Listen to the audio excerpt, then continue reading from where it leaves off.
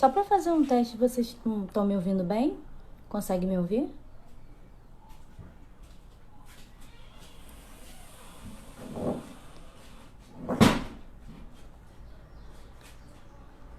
Tá, já tem bastante gente entrando. Boa tarde, gente. Vocês conseguem me ouvir?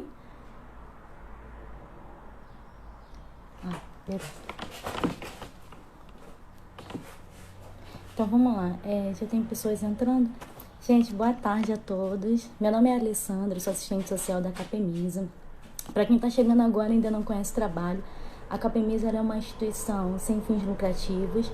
Ela atua com assessoramento técnico, político, administrativo e financeiro a 42 instituições a nível Brasil. E essa live de hoje é para falar sobre captação de recursos nesse período de pandemia. Para isso eu vou convidar o Alan. Só um minutinho, deixa eu chamar o Alan.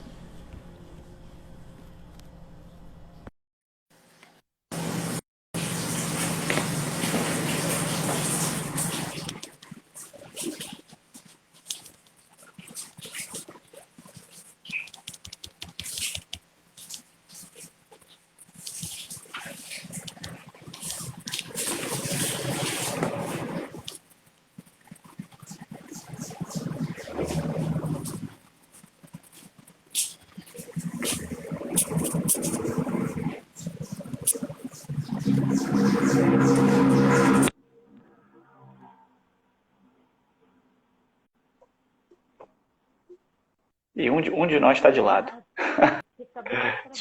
Sou eu. Ai, meu Deus, como é que eu mudo isso aqui? Olá, tudo bem? Tudo bem, Alan. Deixa eu ver se eu consigo aqui posicionar devidamente. Se me perdoe, eu não costumo fazer lives pelo Instagram. E aí acontecem esses...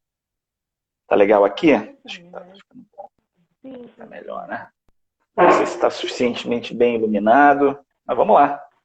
Podemos dar início. Fica à vontade aí na condução do bate-papo.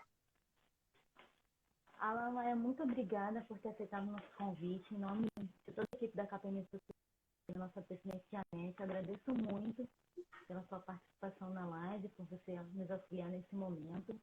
O que acontece? Nós percebemos que, por mais que esteja essa questão da flexibilização e também algumas regulamentações abrindo e tal, só que o contágio por Covid-19 continua, o índice de morte também permanece altíssimo, só que a nossa visão foi, com esse momento tão conflituoso, as instituições paralisaram. Algumas conseguiram fazer algumas atividades online, outras ficaram focadas mais na distribuição de alimentos, cesta básica para o público-alvo delas, no telefone, mas muitas paralisaram. Então, o que acontece? Nós enxergamos que esse é um período que as instituições elas precisam se unir e também se espelhar no trabalho umas das outras.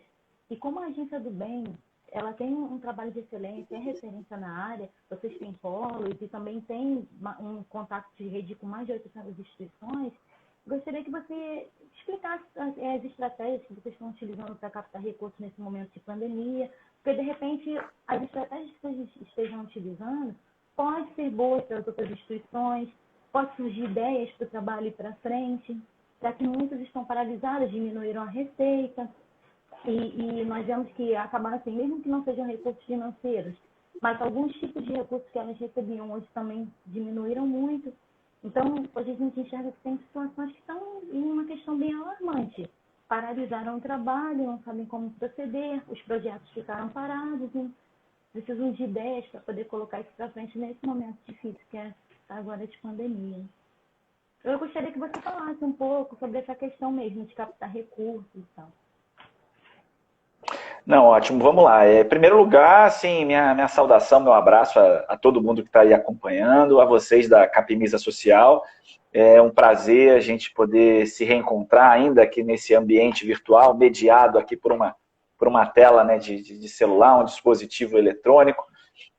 Mas, enfim, é o que está disponível e a gente tem que aproveitar o nosso tempo e os recursos da tecnologia da forma mais útil possível, e uma delas vocês estão trazendo quer conversar sobre os desafios, né, da sustentabilidade, da captação de recursos para as organizações sociais, para o terceiro setor, para os projetos, enfim, nesse período complicadíssimo para a humanidade, de uma maneira geral, e eu diria com desafios muito próprios e grandes, para quem está à frente de projetos, para quem está à frente de organizações.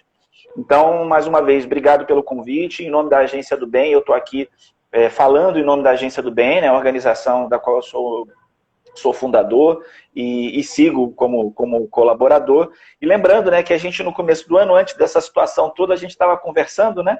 A gente chegou a se reunir, a discutir possibilidades de ação em conjunta, né, ações conjuntas ao longo de 2020, atropelados pela pandemia, tivemos que repensar tudo e hoje estamos aqui, de alguma maneira, né, dando um desdobramento daquela idealização, daquelas propostas originais. Mas a gente vem conversar e a gente espera poder contribuir de fato. Uma coisa que é importante dizer de frente, eu gostaria muito de trazer boas notícias.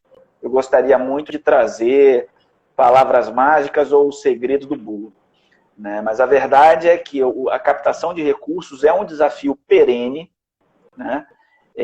Mesmo em tempos de fartura, captar recursos é complicado.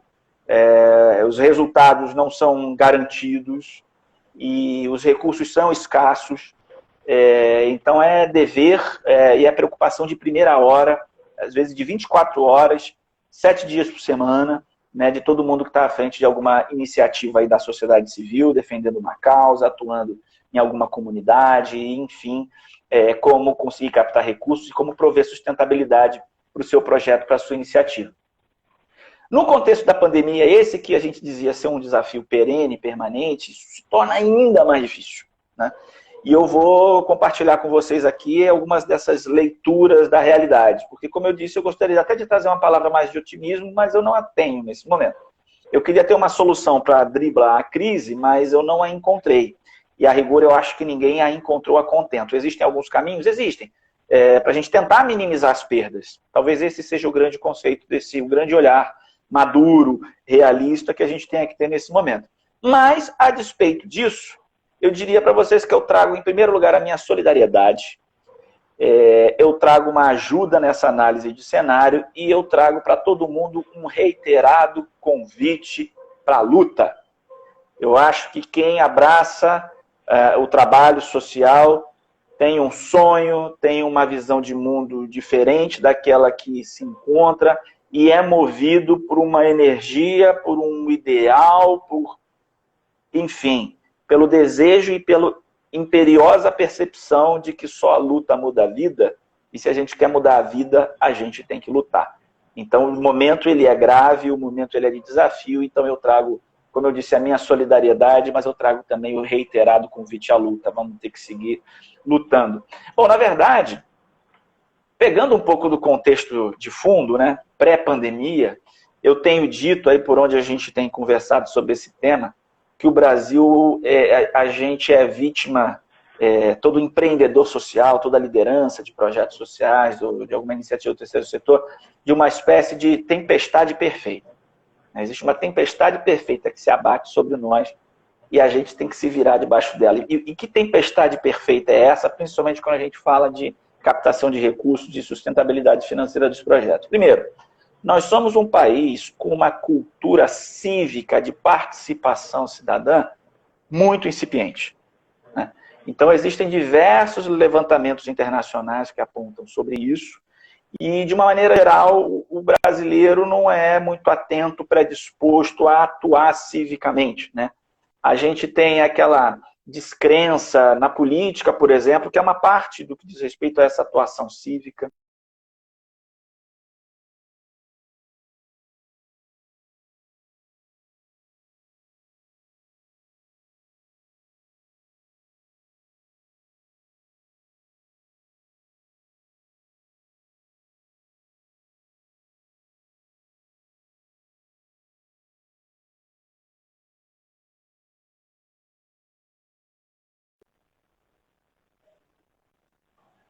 Estadocêntrico, e quando eu falo estadocêntrico é aquela postura de esperar que o Estado vai resolver tudo. E eu não sou contra políticas públicas universais, muito pelo contrário.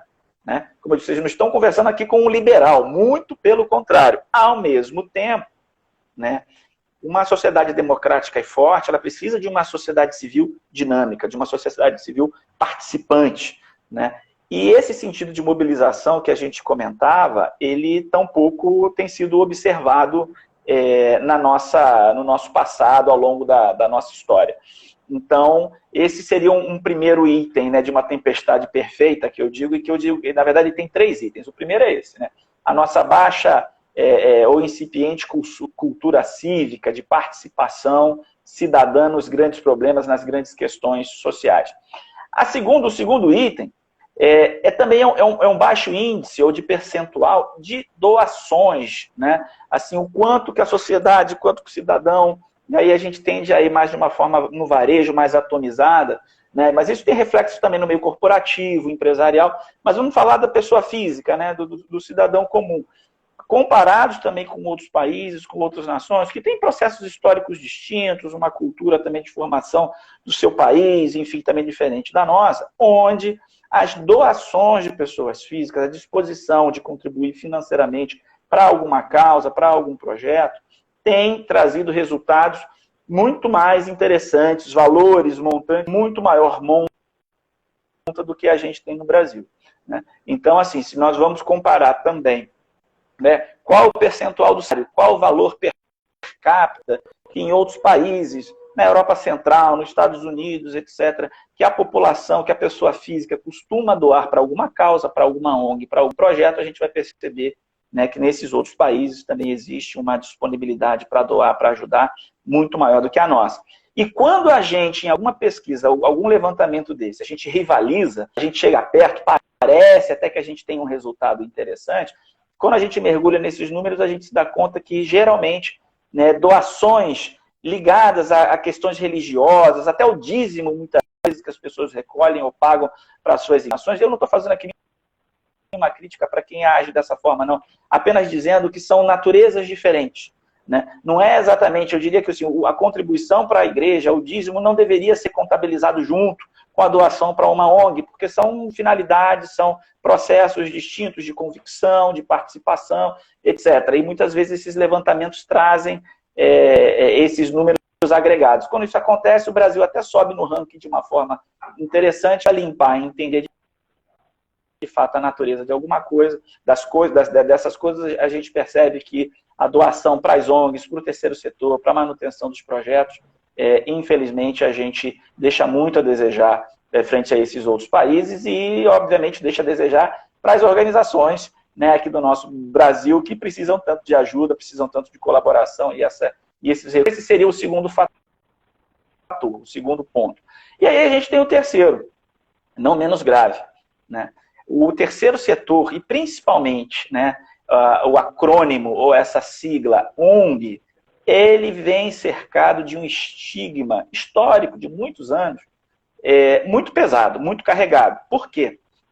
Ao longo, principalmente dos anos 90, princípio dos anos 2000, nós tivemos vários escândalos, né, que políticos, a classe política, enfim, se utilizava dessas organizações e dessa terminologia ONG para firmar parcerias, etc., que eram só de fachada, né, e que no final das contas serviam apenas para desverba, enfim. Só que essa pecha pegou, né? Pegou de tal forma que até hoje em dia, né, ainda é comum, quando você fala, nós somos ONG, nós fazemos tal coisa, mas só o termo ONG, às vezes, do outro lado. Eu costumo comentar, né, até tomei um puxão de orelha dele na semana passada, porque meu pai, ninguém menos do que meu pai, eu atuo, estou com 42 anos, desde a minha adolescência, desde os meus 15, 16, 17 anos, eu trabalho na área social, obviamente de início como voluntário, e ao longo de muitos anos eu trabalhei e atuei como voluntário, me profissionalizei na área, enfim. Mas logo que eu me formei, né, na faculdade, comecei a trabalhar, fazer meus primeiros estágios, etc., eu ainda trabalhava numa outra área que não era área social, não era na gestão do terceiro setor, foi acontecendo, logo foi precoce até essa transição de carreira, vamos dizer assim. Mas eu comecei a fazer cursos, depois eu fui fazer um mestrado em serviço social, E nisso eu realmente mergulhei profissionalmente, já se vão quase 20 anos que eu só trabalho com isso, tenho maior alegria, maior amor, sou uma pessoa extremamente realizada e grata a Deus, à vida, por me permitirem fazer aquilo que eu gosto, aquilo que eu acredito. Mas quando eu comecei, né, e aí trazendo, me perdoem, o depoimento ilustrativo, ele cabe aqui nesse caso, quando eu comecei a trabalhar no terceiro setor, meu pai, né, dizia, meu filho, o que você está fazendo aí agora? Você se formou em comunicação, já não trabalha mais com comunicação? Você foi fazer um mestrado em serviço social? Como é que é isso? Como é que não é? E aí eu fui explicar para ele, né, que eu trabalhava com ONG. Meu pai olhava para minha cara e falava assim, não, você vai trabalhar com ONG, meu filho? Mas como é que é isso? Você trabalha com estudou, eu me esforcei para te pagar uma boa escola para você. Eu tive a oportunidade de estudar escola privada já no momento em que o ensino público, infelizmente, já se deteriorava já a passos largos. Então, assim, dentro da minha própria família, meu próprio pai se sentia desconfortável pelo fato de ter um filho que trabalhava com ONG. Então, a gente sofre esse estigma, né? De uma maneira geral, ainda hoje isso existe. Não por acaso, né? Ao longo dessa construção histórica, da narrativa, da comunicação, já há alguns anos a gente tem visto e acho que acompanhado aí um esforço dessa sigla do ONG virar OSC, né? Nós somos a Organização da Sociedade Civil. Eu acho que é apropriado, não só para a gente que estigma, né, desse peso tão negativo, mas porque também eu acho que comunica melhor o que nós somos, né? Porque se definir ONG, é curioso, né? Você se apresenta pelo que você não é, né? Você é o que você, eu sou não governamental agora, mas não governamental tem um universo inteiro, né? Mas o que você é de fato? Ah, não, nós somos uma organização da sociedade civil, sem fins lucrativos, então até esse acrônimo OSC, OSC, né, ele funciona melhor, ele me parece didaticamente mais correto. Mas enfim, então nós sofremos esses três problemas, né? Eu gostei de tempestade perfeita, nós não temos uma cultura de participação cívica.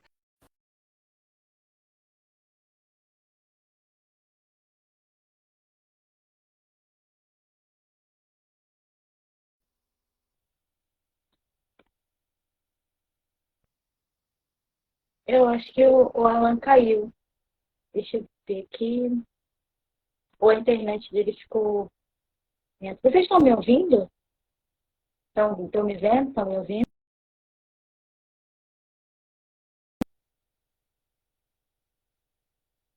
Não, a dele caiu. Só um minutinho, gente, mais.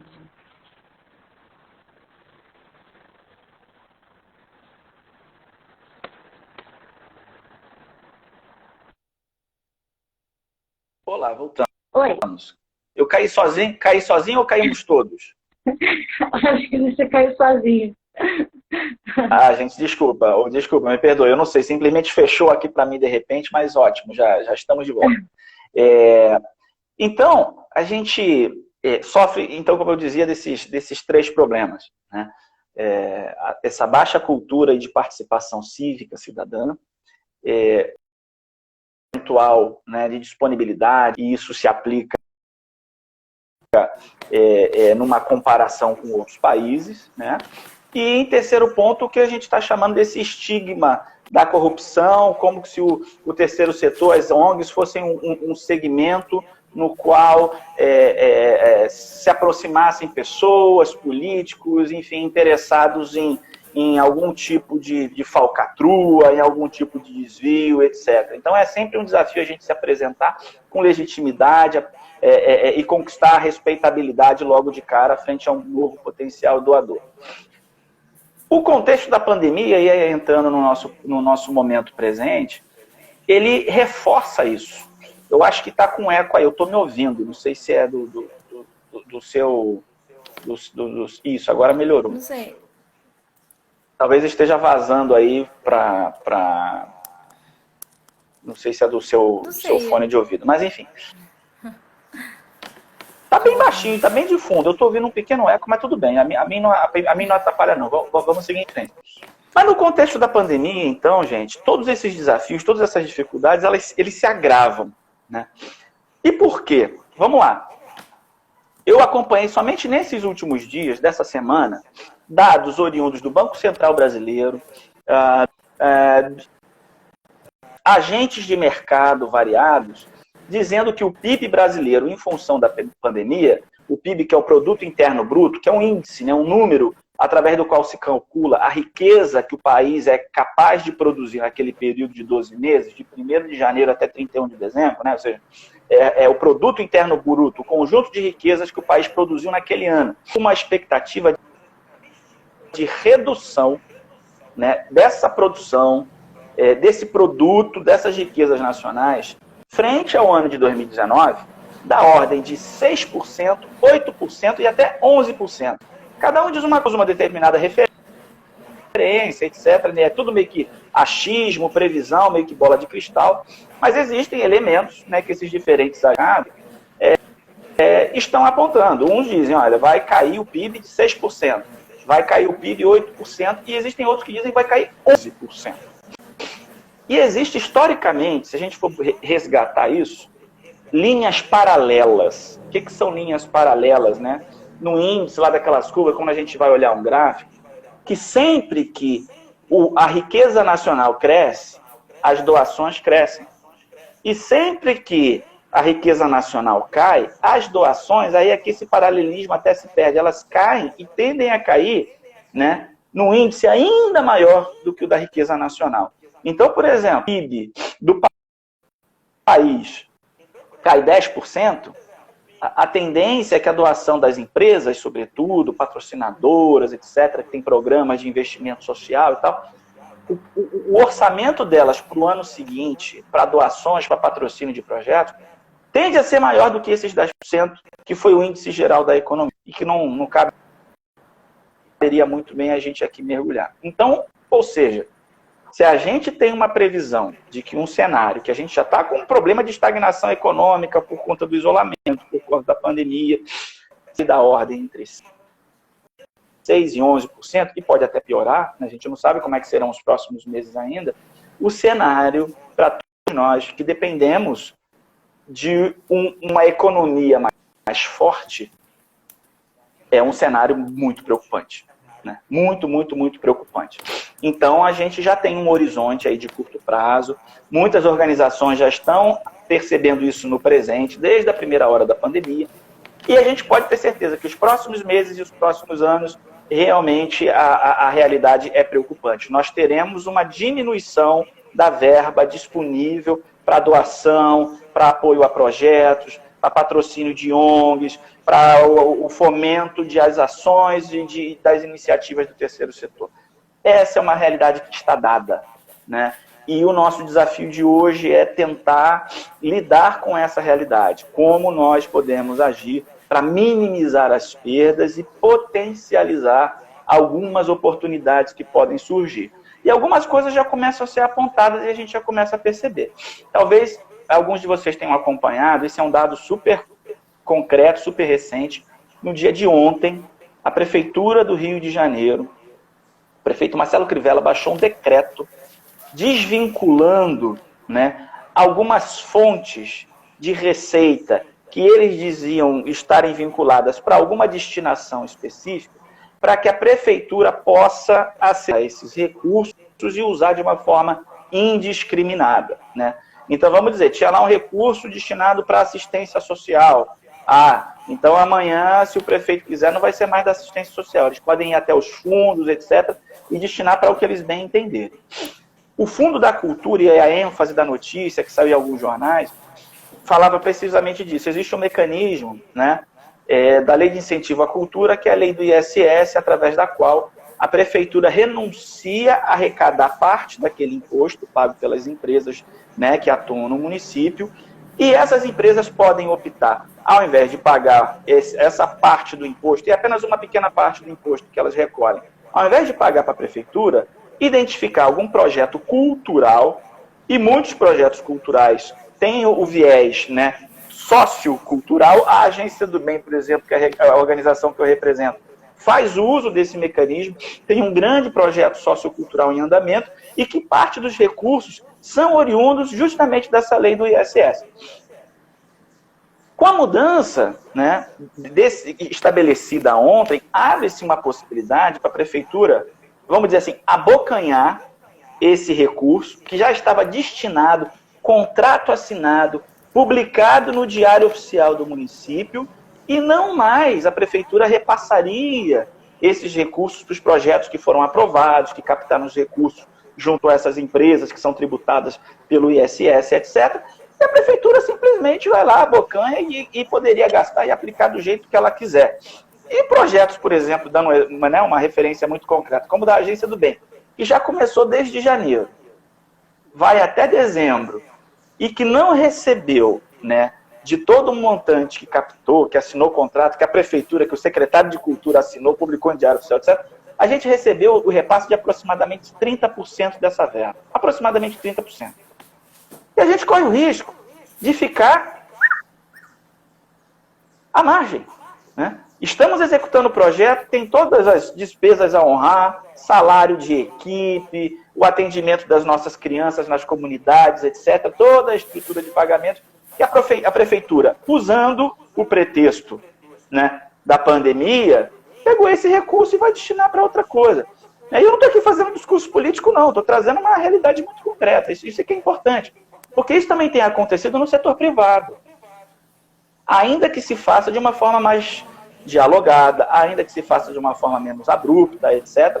Mas nós também tivemos e temos ouvido muitos casos de que empresas também que já tinham acordos firmados, patrocínios estabelecidos, contratos, né, assinados diante da pandemia, quando se apresentou uma desconfiança de que não teria capacidade da empresa gerar receita estimada para o ano de 2020, recuou e virou para os projetos, virou para as ONGs parceiras e disse, olha, sinto muito, mas não vou poder honrar aquele contrato, não vou pagar aquilo conforme foi combinado, porque eu não vou ter receita, porque a empresa não vai ter aquele faturamento.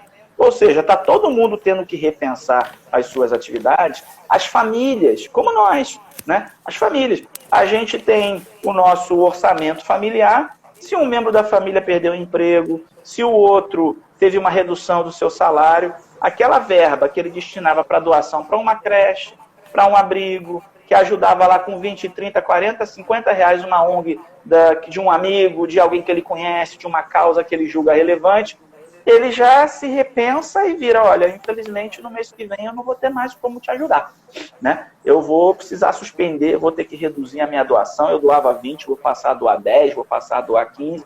Então essa é a realidade que está se impondo e que nos convida realmente a repensar muitas das nossas práticas, né?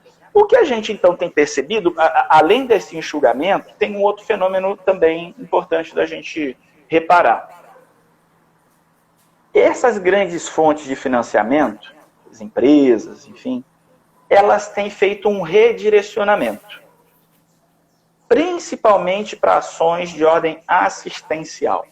Grandes movimentos, grandes redes de solidariedade, já desde o começo da pandemia foram formados para levar mantimentos, itens de higiene, alimentação, né, itens não perecíveis, etc. E a gente já viu de tudo. A Agência do Bem, por exemplo, teve de um grande fabricante de chocolate uma doação de 20 mil ovos de Páscoa que a gente ajudou a distribuir por 70 comunidades, 70 projetos entre regiões metropolitanas do Rio de Janeiro e de São Paulo. Então tem de tudo.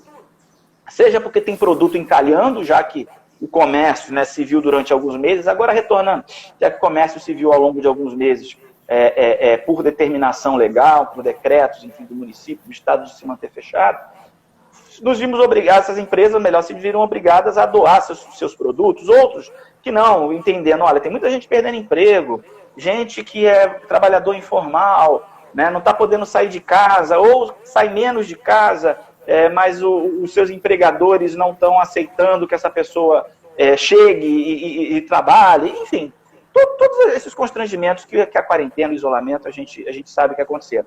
Então, se conformaram essas grandes redes de solidariedade para tentar ajudar a população, né, a se manter em casa, a sobreviver num momento de grande escassez financeira, a gente perdendo renda, ou em parte, ou às vezes completamente, ter pelo menos a condição de sobreviver. Então, muitos desses financiadores, muitos desses grandes doadores, antes ele doava para um projeto esportivo, antes ele doava para um projeto educacional. Agora, já que esses projetos, muitos deles tiveram que parar, essa verba foi direcionada para assistência. Vamos comprar cesta básica, vamos comprar itens de higiene, de limpeza e tentar ajudar as famílias das áreas mais vulneráveis a sobreviver. Então, esse também é um outro fenômeno. E curiosamente, né, não por acaso, muitas oportunidades têm sido abertas para um início de relacionamento, e aí eu tento apontar algumas sugestões ou algumas dicas, né? Como é que a gente não vai conseguir fazer de limão limonada, porque eu acho que uma limonada bem azeda que a gente vai ter que engolir tapando o nariz, assim, sabe? Mas o que, por exemplo, uma oportunidade que surge nesse contexto caótico é que as organizações iniciem um relacionamento com um potencial doador futuro a partir da recepção de itens como esse, por exemplo. E a gente escuta muito esse discurso e que ele é verdadeiro, eu sou totalmente solidário a isso. As organizações de base, as organizações contas. Mas eu já mandei pedido de doação para a empresa tal. Eu já me inscrevi no edital de não sei da onde, eu nunca que sou contemplado. Estão novamente agora especificamente para atuar sobre a Covid. Seja na área de saúde, ou seja na área da assistência, por exemplo, para a compra e para a distribuição desses itens, né, esses mantimentos de primeira necessidade. Então, se você nunca teve a oportunidade de se relacionar com um desses atores, um desses doadores, é possível que essa nova rodada, que esse novo modelo, que esse novo formato, seja uma forma de você iniciar um relacionamento. Começa dessa forma, mas que depois pode se desdobrar e pode se aprofundar, você fazendo um bom trabalho, para um apoio, para uma doação que se perpetue, que se desdobre e que se ressignifique ao longo do tempo, né? Exatamente, a criação de relacionamento, como está comentando aí os nossos amigos de Itaguaí, que eu estou conseguindo ler aqui a participação deles na live. Entre outras tantas formas que a gente pode e deve estar se perguntando. Tem gente que de vez em quando me pergunta, Alan, eu vi que um artista Pambambam fez uma live com doações. É verdade. O problema é que nem todos nós temos acesso, né, a esses grandes artistas que são capazes de acessar grandes doações, mas, enfim, estejamos atentos a esse tipo de oportunidade também. Às vezes existem outros atores ali participando, né? Eu digo ator social, né? Não digo o ator do papel do artista propriamente, né? Você tem uma outra empresa, tem uma outra instituição ali relacionada, participando desse arranjo, né, daquela live que vai converter em doações. Então, entre em contato com a assessoria do artista, com aquelas empresas, com aquela plataforma. Quem sabe a gente consegue participar disso também. A gente tem que ser mais do que nunca criativo, a gente tem que ser mais do que nunca pensar fora da caixa, né, e a gente tem que mais do que nunca abrir novas portas.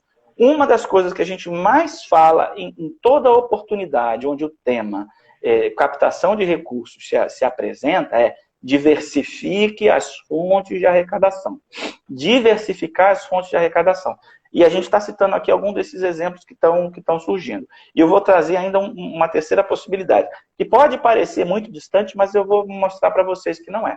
O Brasil, há 20 ou pelo menos 30 anos, nós saímos da rota da cooperação internacional de doações e de apoio de recursos oriundos de outros países. Por quê? Você entendeu, por uma série de situações, que o Brasil já não era mais um país pobre, miserável, conforme também aquela imagem que se tinha. Pobre a gente nunca foi, a gente sempre foi um país muito injusto, né? Essa que é a questão. O Brasil sempre foi um país muito rico, mas extremamente desigual, né? Então, a cooperação internacional olhava para o Brasil como um destino importante, necessário para receber recursos, enfim, que vem da Europa, dos governos ou das grandes organizações internacionais com base na Europa, nos Estados Unidos, etc.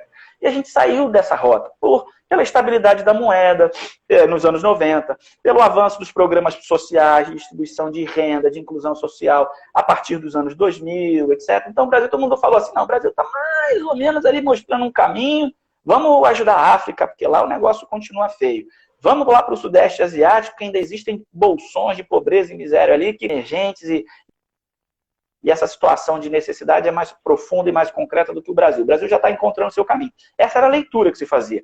Mas isso também está mudando, né? Já há alguns anos nós entramos numa crise que está se aprofundando, os direitos sociais, trabalhistas estão sendo usurpados da sociedade, enfim, ainda mais agora no contexto da pandemia, essa percepção se agrava, né? A gente tem um governo que também não é bem visto, não é bem avaliado fora do Brasil, então tudo isso atrai as atenções, né, da comunidade internacional, da cooperação internacional, para o momento que o Brasil atravessa.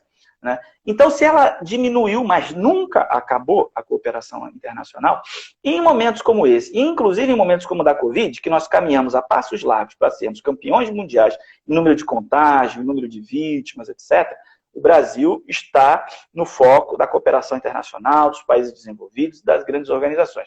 E oportunidades de apoio financeiro começam a ressurgir, nunca pararam, insisto, mas voltam a aparecer em maior frequência. Então, estejamos atentos. Aí alguém vai dizer assim, mas Alan, né, eu não ganho edital nem no Brasil, eu não recebo apoio nem no Brasil, vou ganhar de alguém lá de fora? É possível, é possível. Eu me apresentei, né, como fundador e tendo a Agência do Bem como minha principal referência, de fato mas eu também trabalho como consultor para outras organizações. E tem organizações com as quais eu trabalho, com as quais eu colaboro, que há anos recebem recursos, na sua imensa maioria, percentualmente falando do seu orçamento anual, oriundos, né, de fontes internacionais. Então, assim, não é impossível, nunca acabou. Aí você pensa assim, mas se é fora do Brasil, vou ter que falar outra língua. Olha, hoje em dia tem tanta ferramenta gratuita na internet que faz tradução, e se não é uma tradução perfeita, e realmente não é, eu diria que é uma tradução de 90% a 95% que qualquer leitor lá vai entender, sabe que veio do outro país, sabe que veio muitas vezes, né, de alguém que não tem o domínio da língua, e esse pequeno erro gramatical ou qualquer coisa nesse sentido é suavizado, e não é isso que vai determinar uma boa ou uma má avaliação do projeto. Então, estejam de olho nos cursos internacionais. Eles nunca deixaram de existir, eles tendem a aumentar, e o contexto da pandemia abre novas oportunidades. Então, eu quero trazer apontar esse caminho, que a gente procure, use as ferramentas aí de tradução, Google Tradutor, e tem tantas outras, e eventualmente, né, se no seu corpo aí de colaboradores, que seja de voluntários, mas provavelmente você vai encontrar alguém que fale o inglês, geralmente o inglês é a língua internacional, a maioria desses editais aceitam inscrições, se não todos eles aceitam inscrições em inglês, mas é possível que você encontre alguém que tenha uma boa vontade, pelo menos para revisar esse documento. Se ele não vai traduzir tudo e não precisa traduzir, insisto, utilizemos as ferramentas digitais que a internet oferece gratuitamente, depois pede para alguém revisar, ver se tem algum erro muito crasso, alguma coisa muito feia. Se não tiver, não tem problema, manda do jeito mesmo que você tiver, mas tente. Essa é uma dica que eu dou. E falando da realidade, perdão, se quer fazer uma intervenção, fica à vontade. Eu ainda prossigo aqui, mas você, por favor, pode intervir. É porque se você não me interromper, eu vou embora. Eu saio falando. Vou fazer uma pergunta, mas assim, essas instituições que optaram por fazer projetos de forma online, elas teriam a possibilidade de conseguir esses recursos lá fora? Mesmo o projeto, nesse momento, sendo online, conseguindo ter resultados online, elas conseguiriam? Cada edital define, né, qual é a natureza de atividade que ele se propõe a apoiar. Então, naturalmente, ele vai lá explicitar. Apoiamos, aceitamos atividades feitamente, né, através de plataformas digitais. Ou ele vai definir que não. Nós só apoiamos projetos que façam atendimento presencial. Então, essa é uma característica, na verdade, que vai ser definida pela oportunidade, pelo financiador, enfim. Agora, o nosso esforço é de identificar todos eles e, eventualmente, tentar se adaptar. Além disso, eu diria, né, e aí é uma opinião muito, muito pessoal, eu sou totalmente a favor do isolamento, lamento muito que nós não fomos capazes de realizá-lo de forma correta, e a verdade é, os grandes países mais desenvolvidos, onde o processo civilizatório está mais avançado do que o nosso, fizeram, na média, 2 meses de um isolamento bem feito, correto, radical. E pouco a pouco foram retornando, né, estão aprendendo a lidar com essa nova realidade. Nós já estamos há 3 meses e meio, agora começando oficialmente, né, a flexibilizar o tal do isolamento. 3 meses e meio de um isolamento muito mal feito. Um isolamento de Araque, vamos assim dizer. Significa que os casos continuaram crescentes, continuam, né, em números bastante altos, muito preocupantes, e já há alguns indícios que demonstram que essa flexibilização pode elevar os casos que já eram altos a um índice ainda maior, mas de alguma maneira, de fato, não parece ser possível a gente manter um isolamento total por tanto tempo mais, né? Não somente as atividades essenciais, mas outras e outras tantas, aos poucos vão ter que voltar e a gente vai ter que aprender a conviver. Como é que é andar de máscara, né? Como é que é um permanente cuidado com o sanitário, com a higienização das mãos e dos objetos, etc, etc. E essa vai ser a nossa nova realidade de vida, convivendo, inclusive, com o contágio, com a presença e com o número de mortes. É terrível, é terrível. Mas, de fato, nós já temos 3 meses e meio. É praticamente impossível. E eu não estou reproduzindo aquele discurso lá no início, isso é bobagem. Não estou falando disso. Eu só estou atestando a realidade de que para a gente tentar manter as condições de sociedade, né, atendendo às necessidades de todos, de forma mínima, eu acho que é inescapável que pouco a pouco volte realmente as atividades presenciais. Com todos os cuidados, com grupos reduzidos, com protocolos, etc, etc. Mas a gente vai ter que começar a fazer isso de alguma forma. Infelizmente, se a gente tivesse feito lá atrás um isolamento correto, seguindo a ciência, seguindo a medicina, seguindo a orientação das grandes entidades internacionais que cuidam dessa situação, que cuidam dessa questão, a gente estaria numa outra situação. Não soubemos fazer, fizemos um isolamento de Araque, e ainda assim agora é difícil a gente manter um isolamento radical como se era sugerido. A gente vai ter que, pouco a pouco, aprender a viver nessa nova realidade, com altos índices de contágio e, infelizmente, também com alto número de mortos. Mas, enfim, isso eu estou dizendo porque tem que estar no nosso horizonte, de todos os projetos, de todas as organizações com as quais a gente está conversando, de que, de fato, a gente vai ter que começar a pensar como é que vai voltar. Quando é que vai voltar? É agosto, é setembro, é outubro? Eu não tenho essa resposta. Cada um vai ter que identificar isso dentro das suas necessidades, dentro da sua realidade concreta.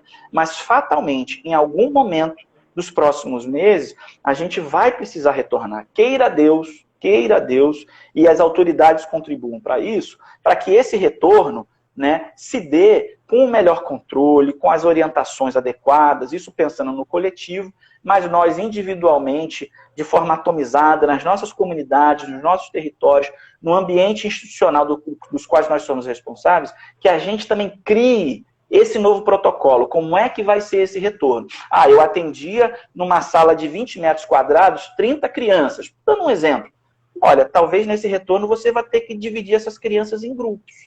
Né? Não vai poder mais colocar as 30 juntas, vai ter que botar 10 crianças, né, em cada grupo, em cada turno, né, ao longo do dia. Você vai ter que fazer um grupo num dia, o outro no outro dia.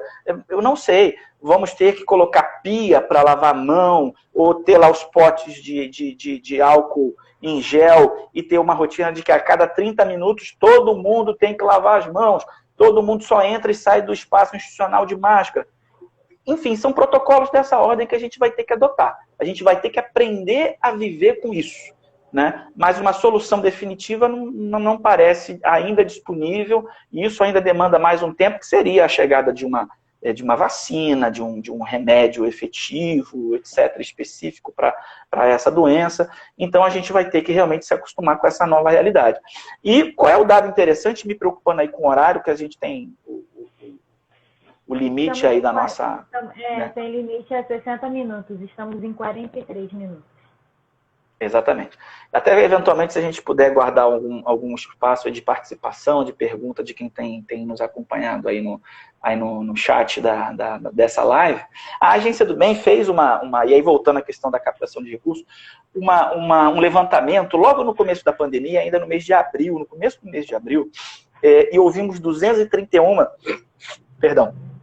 lideranças, diretores de organizações da sociedade civil, de ONGs, da Rede do Bem, né, que é uma rede que a gente articula nas regiões metropolitanas do Rio e de São Paulo, e ali a gente já sentia a temperatura, né, do drama que já se abatia sobre nós e a nossa capacidade de arrecadar recursos.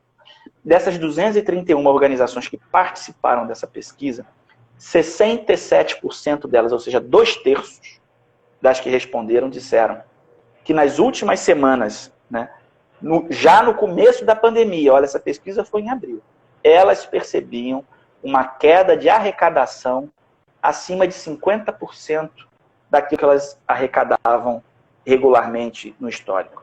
Então você imagina, após a pandemia, 2/3 dessas ONGs já estavam arrecadando a metade do que arrecadavam antes do que recebiam de doações. Então isso é muito grave, isso é muito sério. Né? E eu tenho certeza que muitos dos que estão nos acompanhando nessa tarde têm depoimentos, experiências semelhantes, percebendo, cara, olha, o fulano doava, não doou mais, eu recebia ali da padaria, eu recebia daquele mercadinho, enfim, ajudas em material, em espécie, produtos, enfim, e que também não estou conseguindo receber mais. Ou eu recebia dinheiro, hoje eu só recebo cesta básica, que é importante, né, a cesta básica, chegar para as famílias que estão necessitadas. Mas a ONG precisa pagar luz, precisa às vezes pagar o aluguel, né? E, infelizmente, ela não consegue pagar essas despesas para a instituição continuar existindo com a cesta básica. Então, é um dilema, né? Uma situação muito louca, muito caótica para a gente dar conta disso tudo. Né? Geralmente, o pessoal vai dizer, olha, cesta básica ganhei como nunca. Alguns, né? Que bom, mostra que a sociedade está atenta pensando no público final. Tá certo, é uma emergência necessária saciar a fome, a sede, né? Ajudar na sobrevivência, na subsistência das famílias mais vulneráveis. Em compensação, essas organizações que trabalham permanentemente pensando nessas mesmas famílias, têm o risco de fechar suas portas. Daí a gente até cunhou, escrevi um artigo que já foi publicado em alguns lugares, chamado "Quem socorre os socorristas", né? Porque essas organizações, historicamente, perenemente, eram quem socorriam a população. São as organizações que socorrem a população. Se elas minguarem, se elas perderem os recursos da sua subsistência, elas fecham as portas, a pandemia passa, e aquele papel que essas organizações cumpriram ao longo da história, ninguém é que vai estar lá para continuar cumprindo e ajudando essas famílias depois da pandemia, na área de educação, na área da saúde, na área da assistência, enfim, globalmente naquilo que cada uma se propõe e é capaz de fazer nesses territórios, né, nessas comunidades, e frente a essa parcela da população tão vulnerável e que de fato precisa da atuação e da presença dessas organizações. Então, essa é uma questão muito grave, essa é uma preocupação presente que nós temos. E essa pesquisa que a Agência do Bem conduziu vai muito no sentido de trazer essa temperatura, de revelar esse drama que a gente tem constatado. Né? Agora, o que eu diria, né? Mais uma vez aí pensando em captação de recursos? Seja com pandemia ou sem pandemia, mas na pandemia eu acho que a gente reforça essa ideia. Captar recursos tem que ser um esforço estratégico, permanente e de longo prazo. Não pode ser apagar incêndio. Ih, meu Deus, eu falei da conta de luz. Nem, ó, vence daqui, semana que vem a conta de luz, estou sem dinheiro. Aí faz uma ligação, corre atrás de alguém, pede para aquele amigo, para aquele padrinho, etc. Ok, mas assim, você nunca vai sair. A tendência é que se você agir assim, sempre para apagar incêndio, você não vai construir, de fato, pavimentar um caminho para pensar e para alcançar a sustentabilidade da sua organização ou da organização da qual você é responsável, né? Porque não é o seu, né? A organização não é de ninguém. Como a gente consegue realmente conquistar a sustentabilidade no longo prazo. Esse é o grande desafio. E para isso, a gente tem que ter esse olhar estratégico. Né? Então, tem que ter planejamento. Tem que, tanto quanto possível, as pessoas, alguém, nem que seja um voluntário, trabalhar para estruturar um plano com princípio, meio, fim, táticas, projetos, metas a serem alcançadas. A gente precisa se esforçar para ter esse olhar. A outra questão, como eu já falei lá atrás, diversificar as fontes. E isso pode ser das maneiras mais tradicionais, o bingo, o bazar, o jantar beneficente, a rifa, pode ser a busca de doações e de patrocínios com um comércio local, na forma de doação de produtos. Eu atendo crianças, então para mim ajuda a fralda. Ótimo. Eu presto assistência às famílias, então a cesta básica eu sempre distribuo, para mim é sempre importante. Ótimo, busca um mercadinho do seu bairro. Né? Eu dou aula, então eu tenho um convênio com uma escola aqui próxima, que de ano a anos eles trocam os livros didáticos, eles dão os livros didáticos para a gente usar aqui no reforço escolar que a gente oferece. Todas essas possibilidades elas são interessantes e seguem sendo válidas. Sejam aquelas mais modernas e mais sofisticadas, o crowdfunding, né, que é a vaquinha virtual, que ganhou moda há uns 10 anos atrás, aproximadamente. Ela não é a panaceia, não vai resolver todos os problemas, mas é mais uma forma da gente diversificar. Aprenda como usar essa ferramenta. Pode ser que ela seja útil para você. Eu falei da lei do ISS, né, que é a lei da cultura aqui do município do Rio de Janeiro. E isso também existe em outros municípios, estados do país, inclusive um paralelo de nível nacional é a Lei Rouanet, por exemplo, que é da cultura, mas que também tem esse viés de sociocultural. Se você faz uma oficina de teatro, se faz uma oficina de balé, se faz uma oficina de música, se faz uma oficina de pintura, se faz uma oficina de texto, de poesia, com pessoas, né, enfim, da crianças, jovens, adultos, no seu contexto, no seu território, Você pode usar esses mecanismos, né, para captar recursos, e eles são ótimos, porque a empresa que doa, a empresa que patrocina, desconta isso do imposto que ia para pagar. Então, para ela é muito mais fácil apoiar um projeto que conta com uma chancela como essa, uma lei de incentivo, do que um projeto que não dispõe. Né? Se aquilo já era imposto mesmo, ela ia de qualquer jeito, ela direciona para o projeto, muito melhor do que, no olhar dela, do que pagar para o governo, e sabe-se lá de que forma aquele dinheiro vai ser gasto. Só que para você também trabalhar com um mecanismo desse, você tem que ter isso que a gente falava antes. Você tem que se planejar. Sua documentação está correta, os seus encargos estão sendo recolhidos, as certidões negativas, a sua operação está toda regular, o seu estatuto, a ata de eleição de diretoria, a conta bancária, está tudo regular, está tudo direitinho, está tudo funcionando. Então, assim, a gente precisa olhar para tudo isso. E, sobretudo, a gente precisa se comunicar. Tem uma expressão que às vezes pode parecer vulgar para alguns, e eu peço desculpa, caso seja o caso de alguém que está nos ouvindo, né? Não basta botar o ovo, tem que cacarejar. Já ouviu isso? É a galinha, né? Então, botar o ovo como assim, olha, eu faço um trabalho social lindo, né? O ovo é o produto ali, sabe? Aquele bem, olha que coisa linda que eu faço, a transformação, os resultados, estão aqui os indicadores, a transformação que a gente conseguiu contribuir nesse contexto local, naquele grupo de jovens, naquelas crianças, enfim. Mas não basta só fazer bem feito, é preciso alardear. Você tem que saber contar essa história e contar da forma que soa palatável para quem está do outro lado, né? Se encantar com aquilo e dizer, nossa, isso é muito legal, isso é muito bacana, eu quero apoiar, eu quero que isso continue sendo feito. Então, tem que cacarejar, tem que descobrir formas, e hoje existem tantas ferramentas na internet, muitas delas gratuitas, existem organizações que trabalham mobilizando pessoas voluntárias, certamente existem lá, gente que trabalha com design, gente que trabalha com publicidade, com comunicação, dispostas a prestar um serviço voluntário para montar um portfólio de projetos, montar um site na internet, montar um perfil no Facebook, uma página de Facebook bacana para aquela ONG. Então é isso, gente, tem, sabe, buscar.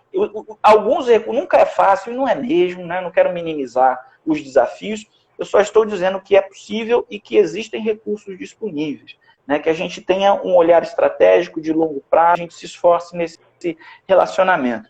E aí, para tentar fechar, né, a minha fala, eu, quando eu faço palestras, geralmente tenho a possibilidade de ter um projetor ali, eu coloco a seguinte imagem, né, na tela. De um lado, a figura de um homem com um ancinho, uma pá, né, um chapéuzinho, uma roupa de um agricultor. E do lado dele, uma figura semelhante a ele, só que com uma vara, uma rede, etc., que representa ali um pescador. Né? E aí eu costumo perguntar para a plateia, o que vocês estão vendo aqui?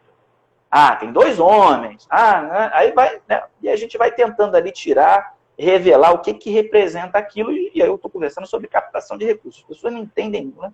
Falam, tem um agricultor e tem um pescador.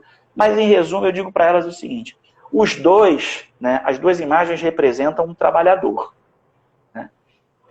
Além disso, o que eles têm em comum? Eles têm em comum que eles trabalham produzindo alimento. Um trabalha na agricultura, né? Trabalha na pesca. Né? Os dois produzem alimento. O produto do trabalho deles é o alimento. Né? Isso eles têm em comum. Só que tem uma coisa que os diferencia por completo nesse esforço de trabalho e de produção de alimento. É o tempo. É o tempo. O agricultor, para colher o fruto do seu trabalho, demanda meses, geralmente, né, depende, obviamente, de que cultura que ele está ali preparando, que ele está cuidando, mas, via de regra, entre uma safra e outra, são meses de prepara o terreno, mexe o terreno, aduba o terreno, lança as sementes, rega e cuida do terreno, e combate as pragas, e vem sol, e vem chuva, e até a colheita, nossa! Dias e dias e dias, semanas, meses e meses e meses para você colher, né, o produto do seu trabalho. E o pescador tem dias melhores, tem dias piores, pode ter até um dia que ele dê muito azar. Mas o pescador costuma trazer para casa o produto do seu trabalho no mesmo dia. Ele sai para pescar, pode ser que hoje ele traga 20 peixes, amanhã ele traga um só. Mas, por regra, padrão, o esforço de hoje, ele colhe, ele pesca hoje. Trabalho de captação de recursos, minha gente, é trabalho de agricultor, não é trabalho de pescador. Demanda muito arado, muito sol, muita chuva, combate a praga, cuida da colheita, da semente, joga adubo, é trabalho de longo prazo, né? Então, como meu recado final, além desse direcionamento, né, o planejamento e o trabalho de longo prazo para construir e preparar o momento da colheita, né, que esse momento que eu falei lá no começo, né, da pandemia e todos os desafios que ela nos apresenta, se não eu trazia uma palavra de otimismo ou uma grande solução, mas eu trazia um convite, né, para todo mundo, né, para a gente perseverar na luta, para a gente prosseguir em luta, né, em resistência em todos os sentidos, Quem vem atuar na área social abraça uma causa, abraça um sonho, é movido por uma visão de mundo diferente daquela que o mundo apresenta, né? A gente vê além, a gente acredita em outras coisas, a gente quer construir essa nova realidade, que a pandemia, infelizmente, atrapalha ainda mais, né? Promove mais sentido de angústia, de sofrimento, de afastamento desse mundo novo, desse mundo diferente que a gente deseja construir. Portanto, meus amigos, vamos prosseguir em luta. Toda a minha solidariedade aos esforços de cada um de vocês. Alan, muito obrigada por ter ministrado essa live com a gente. Eu acredito que essa seja a ideia mesmo. As instituições precisam fazer um planejamento estratégico para poder pensar a longo prazo, não pensar a curto prazo, para ficar só no imediatismo, tentando tampar buraco, que é realmente o que você falou, porque não dá certo, tem que ser um trabalho a longo prazo. Acredito que tudo que você tem abordado aqui, as instituições possam ter mais ideias para poder conseguir continuar o trabalho, ainda mais aquelas que estavam paralisadas. Acho que é muito importante a gente poder parar e pensar em outras formas para poder ter essa atividade, para continuar o trabalho, porque não sabemos quando esse momento vai acabar, isso pode se estender até o próximo ano, então não tem como ficar parado, precisa realmente pensar em novas possibilidades, ser inovador, para conseguir manter o trabalho institucional à frente. Muito. O projeto está acabando aqui, acho que porque o Instagram ele derruba, mas obrigada pela sua participação e obrigada por todo esse conteúdo que você trouxe aqui para a gente. Foi um prazer. Para mim é sempre muito agradável, necessário, faço questão de ter esses espaços de conversa, de troca, de colaboração. E a gente segue aí à disposição, quem quiser depois seguir conversando comigo. Esse Alan Maia pelo Rio é o Instagram, o endereço do Instagram que eu uso. Pode mandar mensagem, vamos seguir conversando. Eu estou à disposição, agradeço mais uma vez o seu convite. Foi um prazer. Um abraço. Abraço, tchau, Alan. Muito obrigada. Tchau, gente. Tchau, muito obrigado. Um abraço. Tchau.